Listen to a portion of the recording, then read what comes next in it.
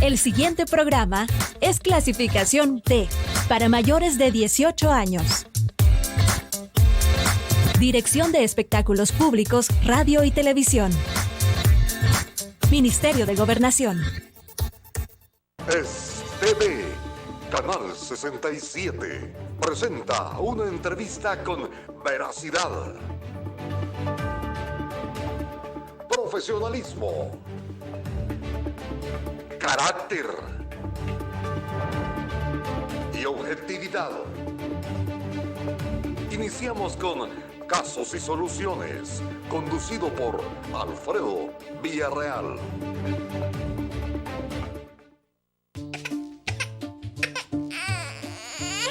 Si la gripe te pega fuerte en la nariz y los ojos, y eso te pone llorona, mejor toma Virogrip, que alivia cualquier síntoma de gripe. Virogrip, un producto calidad Vijosa. Hola, ¿qué tal, amigos televidentes? Qué gusto es volver a saludarles acá a través de la señal de TV Canal 67 en su programa Casos y Soluciones. En esta oportunidad, bueno, y estamos en los días que realmente corresponde a lo que vamos a conversar en esta oportunidad. Ya tenemos en nuestros estudios al doctor Nelson García, a quien le damos la más de las cordiales bienvenidas. Doctor, ¿qué tal? ¿Cómo está? Qué gusto más enorme saludarle. Para mí también, Alfredo, ver que usted sigue adelante con su lucha por la verdad. Aquí estamos, mire, doctor, para servirle a todos nuestros amigos televidentes. Damas y caballeros, en esta oportunidad con el doctor Nelson García, uno de los juristas más representativos de nuestro país, conversaremos con uno de los procesos que llaman 2022 años, doctor, que continúa con esto, el juicio de Jesucristo. Eso es lo que conversaremos en esta oportunidad con el doctor Nelson García, especialista en temas penales y todo lo que es jurídico. Doctor, para comenzar esta interesante conversación, le quiero preguntar, doctor, ¿hubo o existen muchos juicios que han sido prácticamente injustos durante la historia? El de Jesús es uno de ellos. Creo que podríamos tomar ese juicio, o juicios, porque fueron dos, realmente, como un ícono de los procesos que se han verificado contra personas inocentes y entre los cuales no ha importado saber conscientemente que se está en presencia de una conspiración y victimizar a la gente, ya sea con la pena de muerte o penas gravísimas de confinamiento. Por lo tanto, con ese marco histórico, político y religioso, creo que podríamos enfocar la valoración del proceso de Jesús. Religioso porque está engendrado por la contraposición de los conceptos del Antiguo Testamento que vienen a ser revolucionados por el mensaje de Jesús.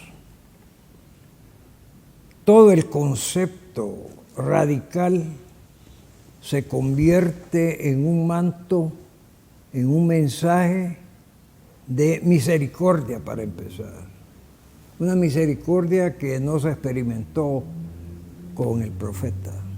Esa es la parte religiosa, pero según tenemos entendido, doctor, sí, este proceso en ese tiempo fue más político que otra cosa. Bueno, no digamos más que, pero igual que.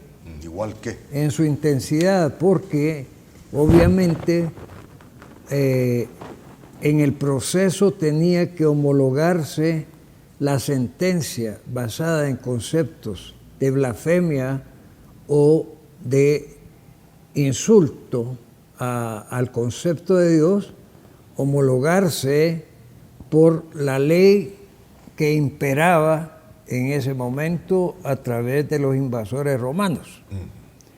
Es decir, no se podía ejecutar una sentencia sin el exequatur, el visto bueno de la autoridad de Tiberio, representada por Poncio Pilato. Así es, Pero bien, Tiberio era el emperador romano. sería bueno tal vez comenzar diciendo, como dije, que Jesús es sometido a dos procesos. Uno, el hebreo, que es incoado por el Sanedrín, y el otro, bajo las leyes romanas, que entra en la jurisdicción de Poncio Pilatos, y colateralmente, cuando Pilatos manda al Señor para lavarse las manos, manda a que sea Herodes el que tome la decisión, pero Herodes, sin lavarse las manos, se lo manda de regreso, ya que Jesús a sus preguntas ni siquiera les contestó alguna. ¿Pero bien? Y eso de no contestar las preguntas de Herodes lo estaba desafiando. Más bien Herodes lo tomó como un loco, que no coordinaba entre lo que le preguntaban y lo que él podía responder. Entonces dijo, no, yo no tengo jurisdicción sobre esto, ¿verdad? Pilato está equivocado porque no es cuestión de territorio, sino de tema, y entonces se lo manda de regreso. Pero para llegar a ese punto sería bueno partir del momento en que Jesús es capturado, no por soldados romanos, sino por gente armada enviada por los fariseos. Es una turba. Para esa captura. La turba se va formando después. El proceso hebreo tiene dos conceptos elementales que deben de cumplirse porque están incoados dentro del concepto religioso de lo que hoy llamamos la Biblia, que son el concepto de diurnidad y el concepto de publicidad. Quiere decir que un reo tiene que ser juzgado dentro de las horas en que aparece el sol hasta que el ocaso. Antes de eso o después de eso está prohibido. En la noche y madrugada, prohibido. Prohibido totalmente. Sería nulo un proceso de esa naturaleza. Y el otro es de publicidad. Quiere decir que el pueblo tiene el derecho de saber a quién se está juzgando, para la cual se establece en ello una plaza llamada la Gazit, en donde se verifican esos procesos. Pues entonces el reo Jesús es procesado de noche. No es con publicidad, porque se lo llevan a la casa de Anás, que era miembro del Sanedrín, y así, a puertas cerradas, comienza a interrogar. Y cuando Jesús, hay que hacer una acotación. Según las leyes judías, el testigo que declare falsamente contra un procesado se hace acreedor a la pena que iba a ser condenado contra quien se declaró falsamente. Entonces, solo aparecen dos testigos, los cuales son puestos en evidencia de su falsedad, por lo cual incluso huyen de la casa de Anás. Pero a Jesús en esos momentos le preguntan, ¿quién eres tú? ¿Acaso eres el Hijo de Dios? Y él dice, tú lo has dicho, efectivamente. Entonces los fariseos se rasgan las vestiduras, ¿verdad?, hipócritamente, ¿verdad?, y gritan que el Señor ha blasfemado, por lo tanto es reo de muerte por atentar contra Jehová Dios. Pero entonces con esa condena hebrea nula se van a homologarla ante Poncio Pilatos. Doctor, si usted me permite antes, ¿por qué? ¿Cuál era el concepto de capturar solo en el día, en ese tiempo, y no en la noche? No digo de capturar, de procesar. De procesar. Sí, porque alguien podría haber sido, no conozco un caso concreto para decirle, pero es obvio, por lógica, que alguien puede cometer un delito, un homicidio en horas de la noche y consecuentemente ser capturado en horas de la noche. Lo que no se puede es procesarlo, es decir, llevarlo ante la autoridad judicial, en este caso, a que se verifique todo el proceso en la noche. Eso no puede. Eso no se puede. Es más, las ejecuciones también deben darse por terminadas antes del ocaso de la puesta del sol. Y esto tiene que ver con un hecho posterior, cuando Jesús es crucificado y ahí se hace realidad una profecía, que es que los huesos del Señor jamás serán quebrantados.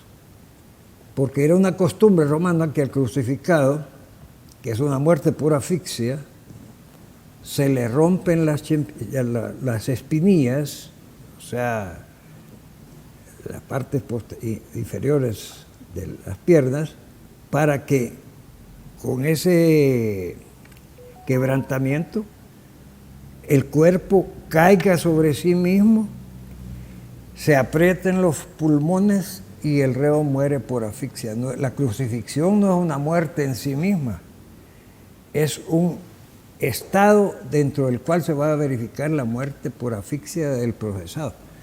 Pero si ustedes recuerdan, como lo han de saber todos los que me están escuchando, a Jesús se le da un lanzazo en el costado. Y ese lanzazo es el que le causa la muerte. Por lo tanto, ya no hubo necesidad de quebrarle sus piernas. Le atravesó el corazón. Le atravesó el corazón, ¿verdad? Pero bien, lo llevan donde Pilatos, decíamos. Y lo llevan en horas diurnas o nocturnas. Ya entonces son diurnas. Entonces ahí sí cabía el proceso. Viene la parte, pero hay una teoría del árbol envenenado. Lo que comienza mal, termina en mal el resto. En derecho hay una frase que dice: la causa del mal causado es causa del mal causante. ¿Qué significa? Que en el origen puede estar la razón de toda la nulidad de lo que se haga, ¿verdad? Pues bien, cuando lo llevan a la fortaleza Antonia, que dicho sea de paso era la residencia de Poncio Pilatos, los judíos desde afuera le gritan que salga, porque un judío no podía entrar a la casa de un gentil porque se maculaba, es decir, cometía pecado. Y esa es la razón por la que Pilato sale a ver qué es lo que pasa, ¿va? Y le dice: traemos a este que es reo de muerte para que tú también lo condenes. ¿Y de qué se le acusa? Ahí viene la parte política. Ahí viene la parte política. ¿Verdad? Entonces sí, coincidimos en que hay un ingrediente político.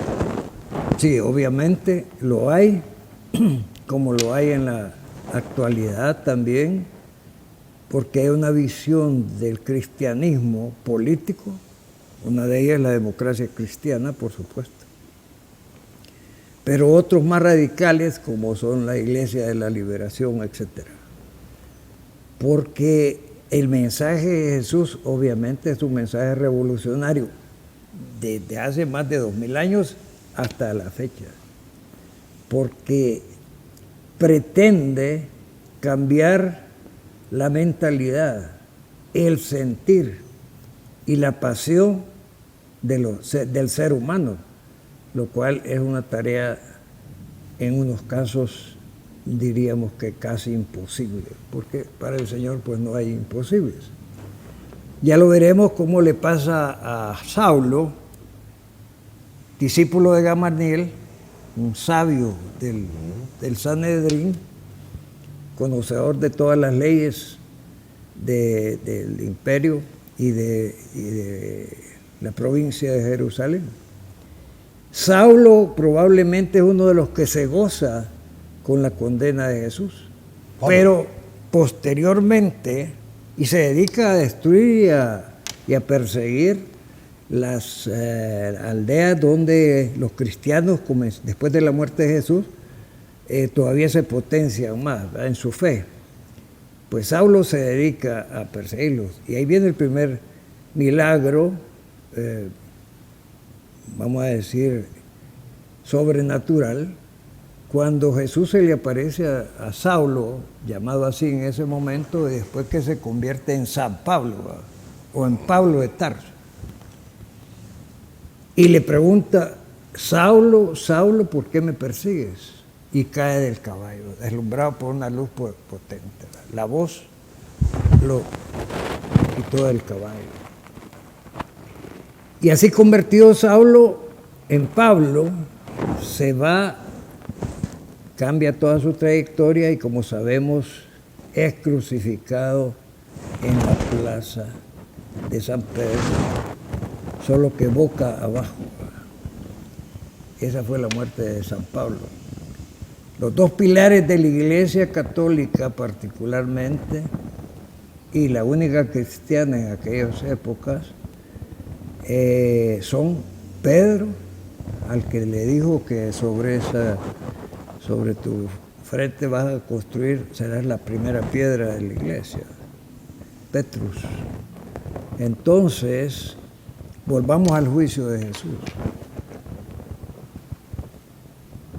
Pilatos interroga a Jesús y se convence de que no encuentra una culpa de carácter político, porque le dice, mira, es que este anda subvirtiendo el orden y probablemente si llega a oídos de Tiberio, Tiberio César, que tú estás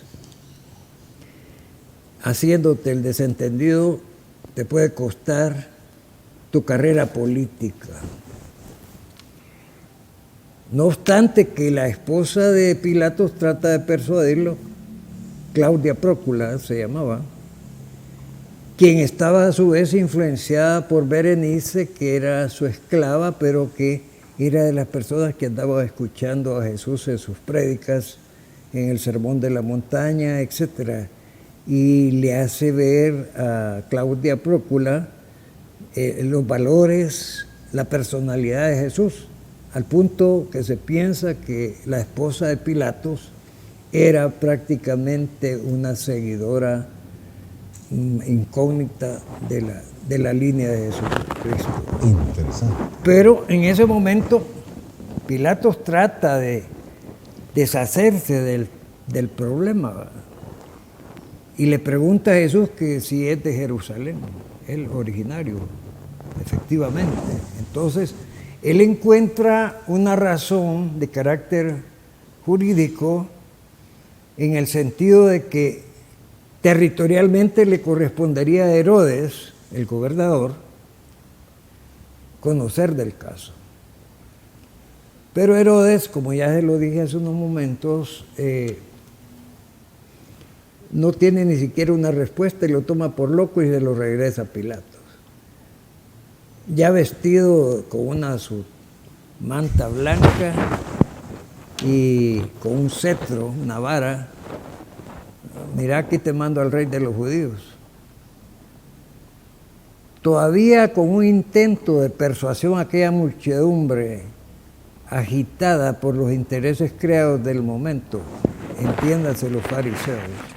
¿Qué intereses tenían ellos? Los intereses creados en el momento. Los fariseos, ¿qué intereses tenían para promover, condenar, sentenciar a Jesús? Eran múltiples, pero la mayoría eran de carácter teológico, porque habían sabido de los milagros de Jesús, que curaba enfermos, que revivía muertos como Lázaro, a los mudos, que curaba a los leprosos. Y todo eso era adelantar una profecía, porque el judaísmo está esperando al Mesías todavía, como esencia. Y por lo tanto, tenía que ser un impostor al cual habría que destruir, ¿verdad? No obstante la calidad de su actuar. ¿Y no considera usted también que Jesús restaba poder y ponía en riesgo la estabilidad del Sanedrín? De alguna manera sí, Alfredo, pero la esencia, como le repito, era de carácter todavía más dimensional, era prácticamente cortar la profecía de los escribas y fariseos, que dicho sea de paso ya habían tenido una lección en el templo cuando los saca del templo porque habían convertido. Sí. Esa es una imagen muy histórica, digamos, icónica, porque refleja que muchas veces las iglesias se convierten en centros de comercio en lugar de ser esencialmente templos de la palabra del Señor, ¿verdad? Entonces, esto tiene que ver también con una frase que él pronunció, que dijo que podía destruir el templo de Jerusalén y reconstruirlo en 3 días. Pero no estaba refiriendo a la estructura material del templo, se estaba refiriendo a que él iba a resucitar al 3er día porque él era el templo del Espíritu Santo. No comprendían, doctor. Y eso era un oprobio, escuchar, voy a botar el templo. Sobre todo entre los que, porque recuérdese que los fariseos y los escribas eran la gente más culturalmente trabajada en esos tiempos, ¿verdad? Aparte de la cultura general de los israelitas, estos eran los doctores de la ley. Entonces Pilatos dice, bueno, voy a ver si los persuado que le den 40 azotes. Ya muchos han visto una película de Mel Gibson que se llama La Pasión. Llena de crueldad. De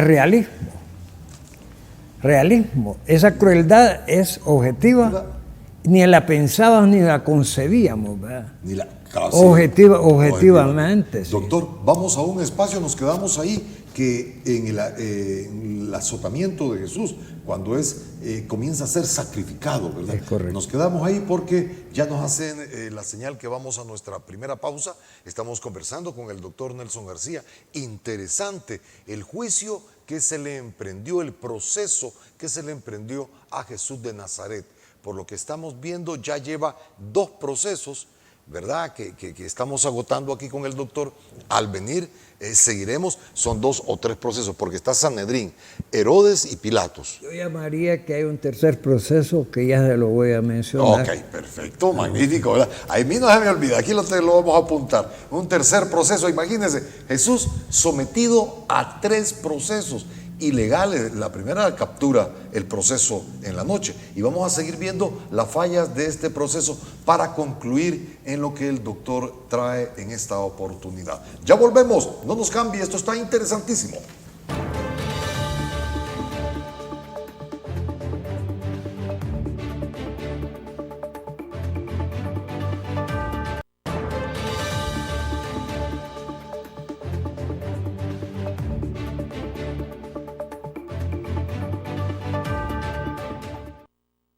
Amigos televidentes, gracias por estar con nosotros a esta hora. Estamos conversando con el doctor Nelson García, analista jurídico y reconocido abogado de la República de El Salvador. Estamos conversando sobre el juicio a Jesús de Nazaret. Doctor, antes que sigamos en lo que nos quedamos, que Pilato ordenó azotarlo 40 azotes, que ya nos va a decir usted cómo está compuesto ese látigo. Jesús hablaba de una forma que muchos no la entendían. Yo creo que es al revés. Ok.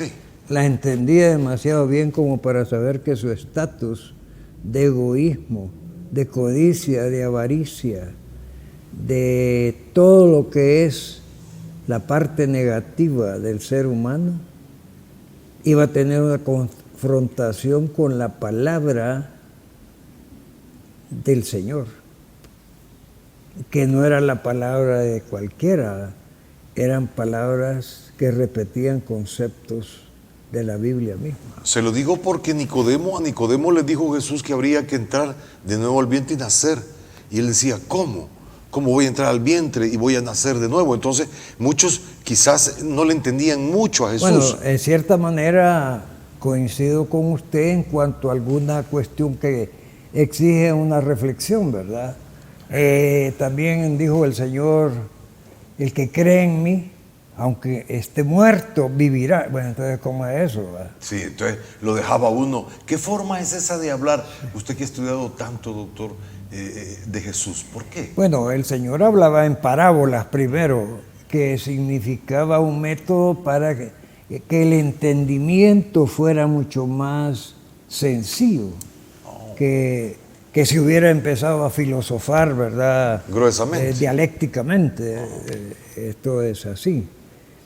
Fíjese que, ya que mencionó a Nicodemo, Nicodemo actúa por sí mismo porque todo procesado tenía derecho a defenderse, ya sea por sí, por un pariente, por un conocido o por alguien que se ofreciera a tal forma. No habían doctores de la ley en ese tiempo para defender. No habían abogados en sí mismos. En sí mismo. Entonces el procesado podía defenderse por sí mismo, por un pariente más letrado, etc. No existía esa profesión todavía. Algunos alegan bastante petulantemente que si estuviera ellos en ese momento histórico hubieran sacado libre al Señor, ¿verdad? Usted es un gran penalista, usted lo saca libre, doctor. No, es que el Señor nunca ha estado preso para mí. Bárbaro. Sí. Y si a usted le hubieran dicho, ve a defender a Jesús. Ve a defender, no, al contrario, yo le pediría lo que le pedí hace unos años, que Él fuera el que me defendiera a mí, y lo cual hizo con tanta contundencia. Misericordia, que no quedó piedra sobre piedra de mis enemigos. Eso es un testimonio que posteriormente lo podemos comentar, pero así es, Jesús es el mejor abogado del mundo. No necesita defensores. El que tenga fe deberá saber que el Señor es el mejor abogado en cualquier área que lo quieran tener. Esto es un testimonio profesional y personal sobre la fuerza de la fe. Pero bien, Nicodemo hace, y por cierto, recientemente se han publicado los argumentos realmente contundentes que ejerció, que mencionó Nicodemo, que hizo pedazos a los fariseos, ahí dentro del Sanedrín, ¿verdad? Pero aún así, como ya estaba escrito que lo que iba a pasar, pasaría, todo eso es hasta cierto punto una lucha inútil, porque estaba escrito que así sería, y porque incluso hay una tesis de que Jesús platicó con Judas hasta la hora en que debía entregarlo para que cumplieran al pie de la letra esas profecías. Es bien importante porque quiere hacer que no a Judas no se le ha hecho justicia en realidad en cuanto a la responsabilidad o culpabilidad que se le imputó y que lo llevó al suicidio. Pero si ya estaba escrito que Judas lo iba a entregar, imagínense, no lo entrega Judas, no se hubiera Claro. no se cumple la profecía. Por eso entonces Judas nada más fue instrumentalizado. es que en el fondo esa es la cuestión de la responsabilidad, ¿verdad? Cuando decía mi padre que tu destino se forja en el vientre de tu madre. ¿Cómo es eso? Sí, para empezar físicamente, ¿verdad? Porque hoy que está el sistema del ADN, sabemos que el momento en que usted está siendo gestado en el interior, está adquiriendo la vitalidad o las enfermedades que lo van a conducir a una vida corta o una vida larga. Es momento de dar gracias a mis padres por su consistencia física, diría yo, porque pues todos son longevos, así que ya tengo para rato la esperanza de seguir en esta tarea que Dios nos ha dado, Y muy bien, decir la verdad. All right. Sí. Bien, entonces Pilatos, tratando de consternar a esa turba que ya estaba a punto de ¿Consternarla o saciarla? yo digo que las dos cosas, ¿verdad? Pero ninguna de las dos cosas le dio resultado. ¿Por qué? Porque aún viendo aquel cuerpo martirizado, desgarrado por los azotes, con una cruz de espinas ciñéndole la frente, escupido y además abofeteado, garroteado,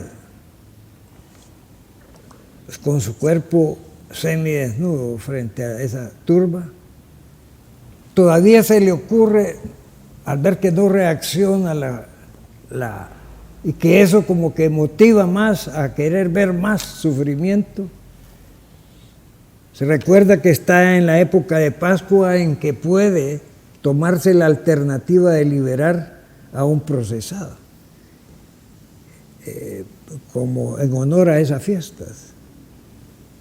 Entonces manda a llamar a Barrabás, que es un reo que tiene antecedentes criminales. Usted me está diciendo que Pilatos trató por todos los medios de no condenar a Jesús. Trató de todos los medios y murió convencido de que había condenado a un inocente, y que por esa razón, en el momento en que escogen a Barrabás para ser liberado, inauditamente, ¿verdad?, de no ser porque esa era la profecía, que el Cordero de Dios debía ser sacrificado.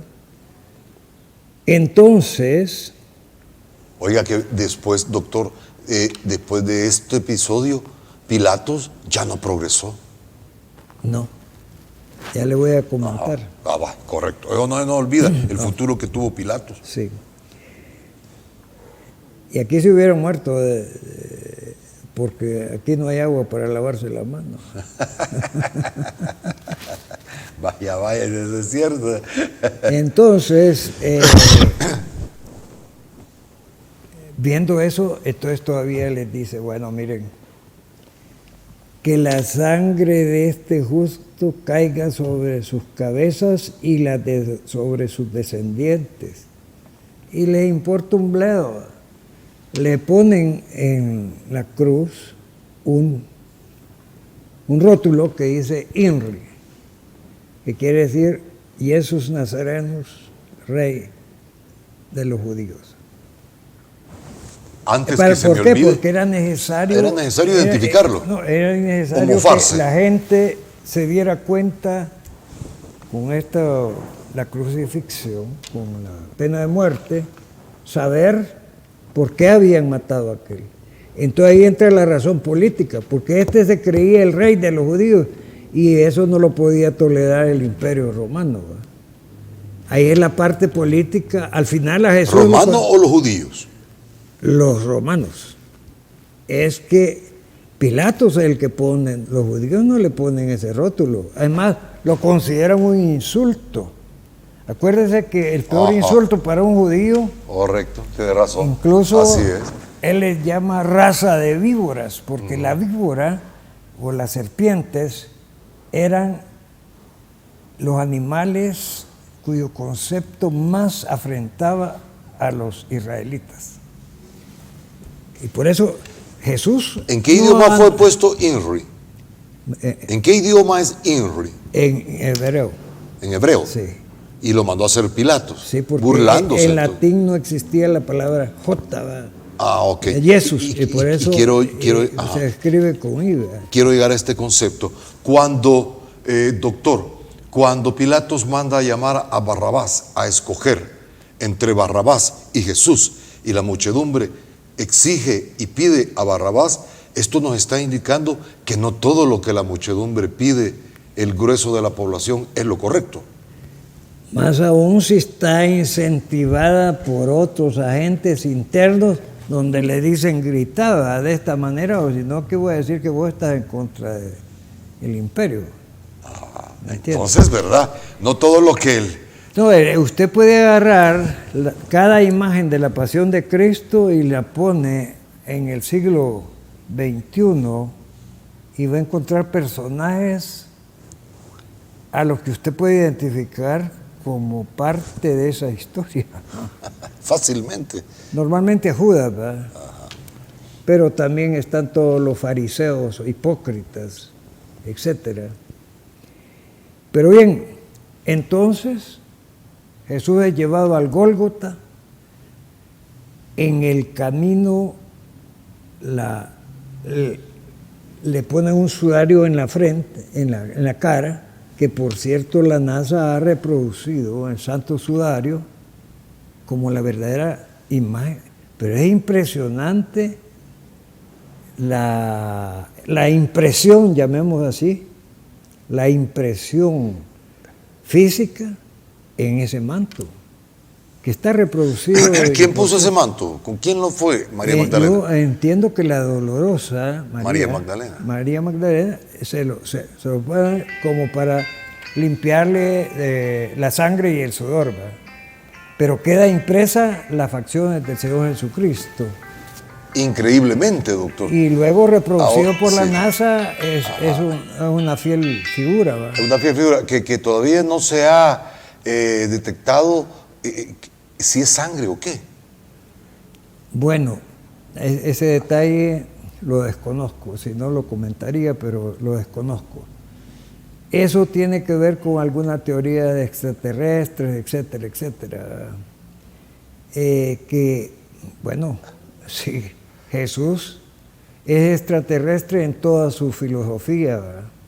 Primero porque a pesar de haber aterrizado en este país esa filosofía y en este mundo, no se cumple. Sigue siendo una cosa demasiado extraordinaria amar al prójimo como a ti mismo. Aquí, en lugar de amados los unos a los otros, es matados los unos a los otros, ¿verdad? Así se interpretan las cosas. Y lo estamos viendo internamente como externamente, matados los unos a los otros. Es que el mundo, el primer asesino, llamémosle así, fue Caín, que mató a Abel, ¿verdad? Por unanimidad. Y de ahí cuántos Caínes hay en el mundo.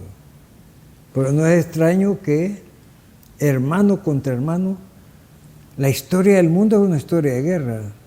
De sangre, ¿no? Porque hay una ley, la ley del más fuerte, es una ley de la selva, pero yo creo que es ofender a la selva, porque los animales selváticos no matan por gusto, ni matan por renta, ni matan por enemistad, ni por odio. Ni masivamente. Ni masivamente, ¿verdad? Entonces nosotros, la humanidad, llamada eufemísticamente así, ¿verdad?, somos los menos humanos. Y eso tiene que ver incluso con conceptos hechos hace más de 50 años, donde no existían los fenómenos que volvían inexistentes, inaplicables esos conceptos de derechos humanos, porque se realizaron con valoraciones individuales, circunstanciales, y no del crimen organizado, por ejemplo. Ahí está el asunto. Eso no, era inconcebible que unos niños, por ejemplo, se organizaran y se iniciaran en la delincuencia matando a una persona. Eso era inconcebible. De tal manera que se ha abierto brecha en los ámbitos del infierno con ese tipo de realidades. Entonces usted, como quiera ponerle un traje cuando no existían los hombres gigantes, le quiere poner trajes de enanos o de niños. Ya no le quedan, ya no sirven.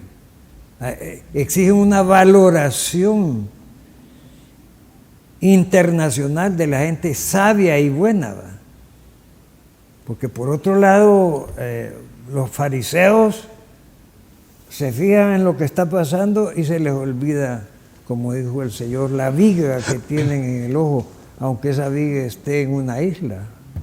Totalmente de acuerdo. Vamos a nuestra siguiente pausa, doctor. Nos hemos quedado que Jesucristo iba camino al Gólgota y la dolorosa le limpió el rostro, quedó ahí impregnado, ¿verdad? Ahí nos hemos quedado porque, como usted está observando, amigo televidente, vamos desglosando parte por parte todo este proceso contra Jesús de Nazaret, echado a andar por el Sanedrín, ventilado Poncio Pilatos, que ya nos va a contar cómo terminó, porque ya nadie supo más. Sí. Ahí se acabó Pilato.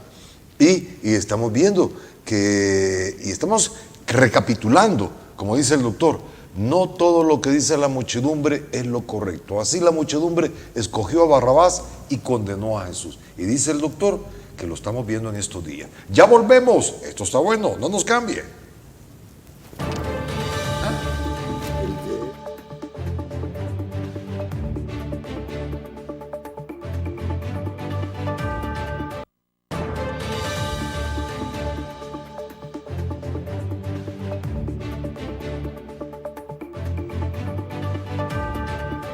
Continuemos conversando con el doctor Nelson García. Estamos ya en la recta final, mi estimado doctor, y nos quedamos ahí donde la dolorosa llega a limpiar el rostro del Señor. Más bien queda una impresión, ¿verdad? Porque si no hubiera quedado tal vez un borrón ahí. El santo sudario que después se grafita y entonces tenemos el rostro impresionante elaborado por la NASA. Luego camina Jesús en lo que llamamos el Vía Crucis, hasta el momento en que es crucificado, de sus manos, clavado de pies y manos, y ante la burla de la soldadesca, normalmente ignorante. Y entonces, como todos sabemos, le clavan un lanzazo que cuando él pide agua le dan vinagre, una esponja con vinagre. El sufrimiento de Jesús es tremendo,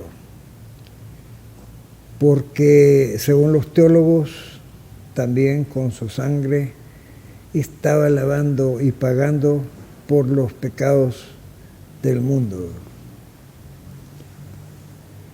Los pecados del mundo, no quiero resultar, vamos a decir,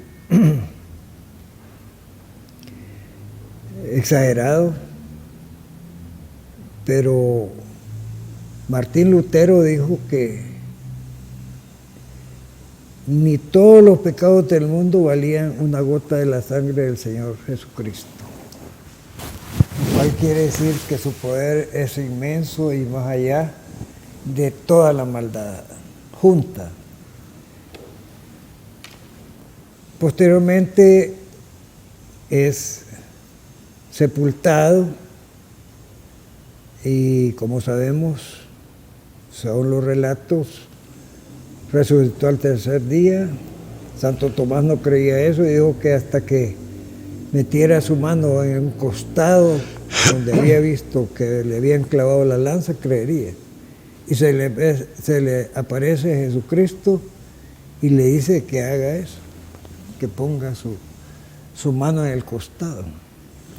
Pero ya esa es la parte teológica, y yo dije una frase hace unos minutos, que Jesús es sometido a un tercer proceso, y es que realmente cada vez que se juzga a un inocente bajo parámetros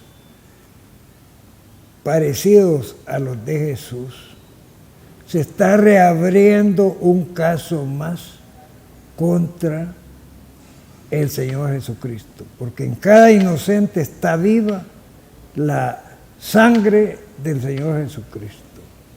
De tal manera que los juicios contra Cristo no han terminado. Los han seguido habiendo y probablemente los habrán hasta el día último del universo. Porque la miseria humana, los intereses creados, la idiotez de nacimiento y la ignorancia son factores y caldo de cultivo para hacer juicios parecidos a los de Cristo, aún en pleno siglo XXI. Así tocaría este tema, Alfredo, que es un tema propicio para la reflexión, de qué es la ley, qué es la justicia humana. Y por eso hay una justicia que no podrán evadir aquellos que bajo la toga de ser justos cometen las peores atrocidades con los procesados.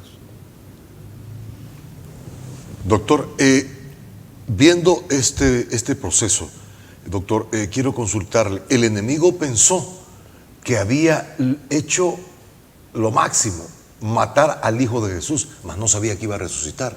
El resucitar tiene un gran significado, doctor.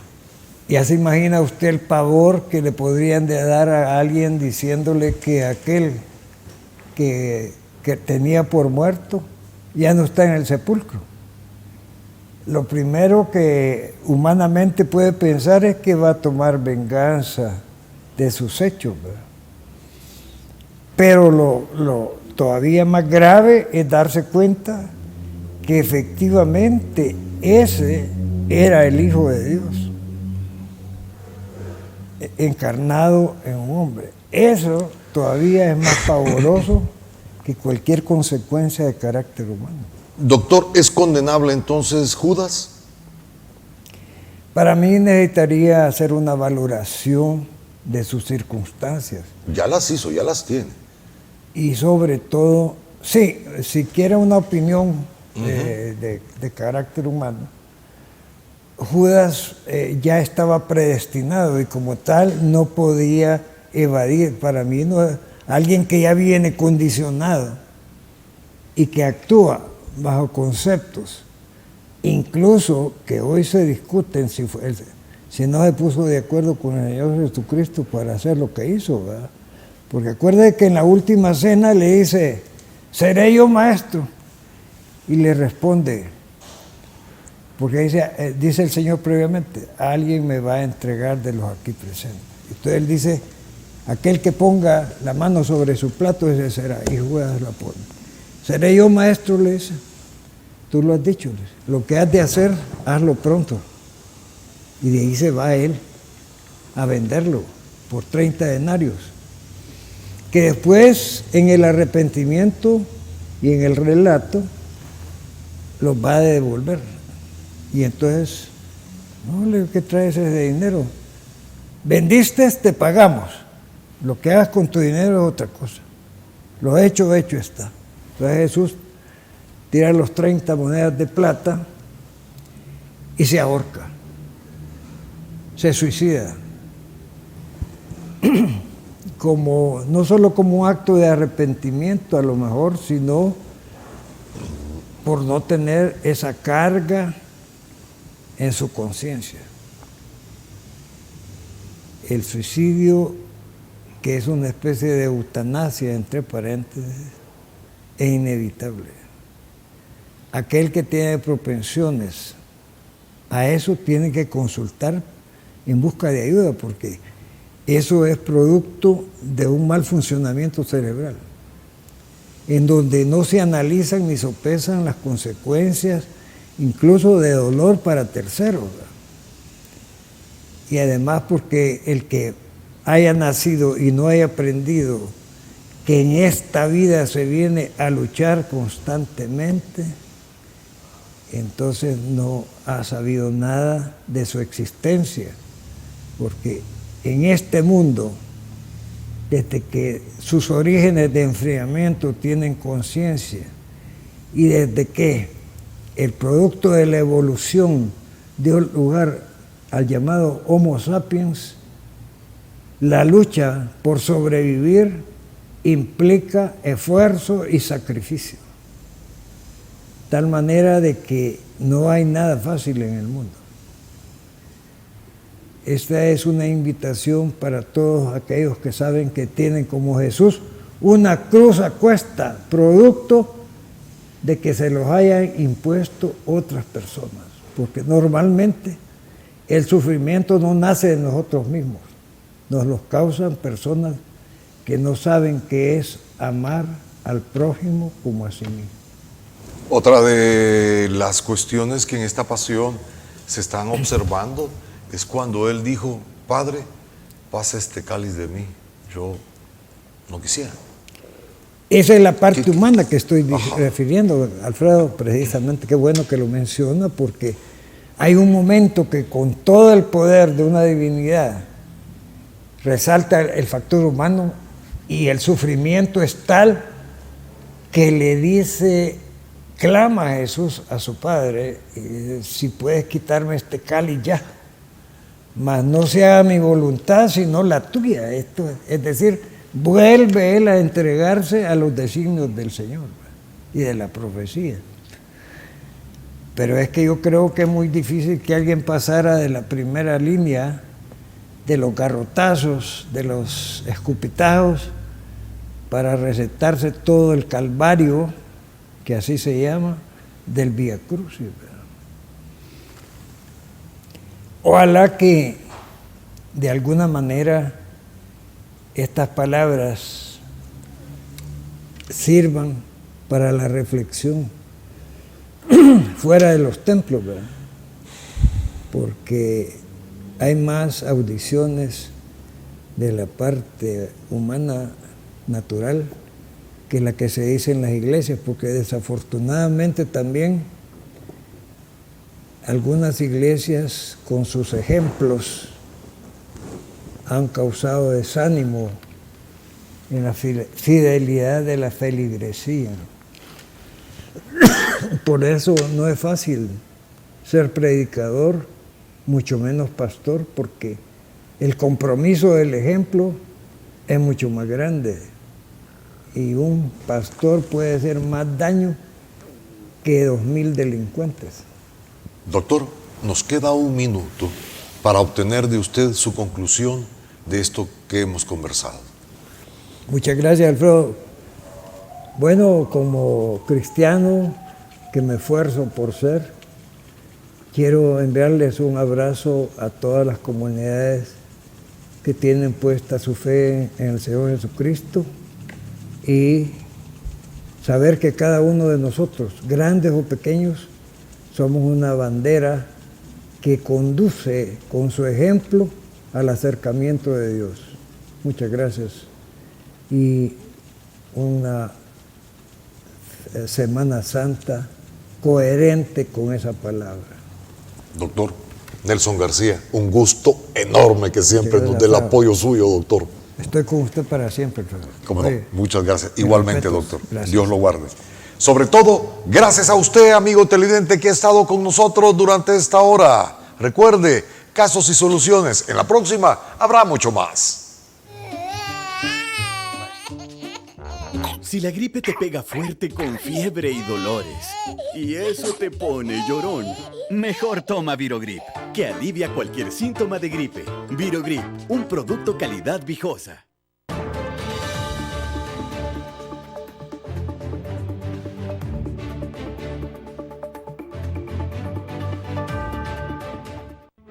Los conceptos vertidos en el programa anterior son responsabilidad directa de quien los emitió.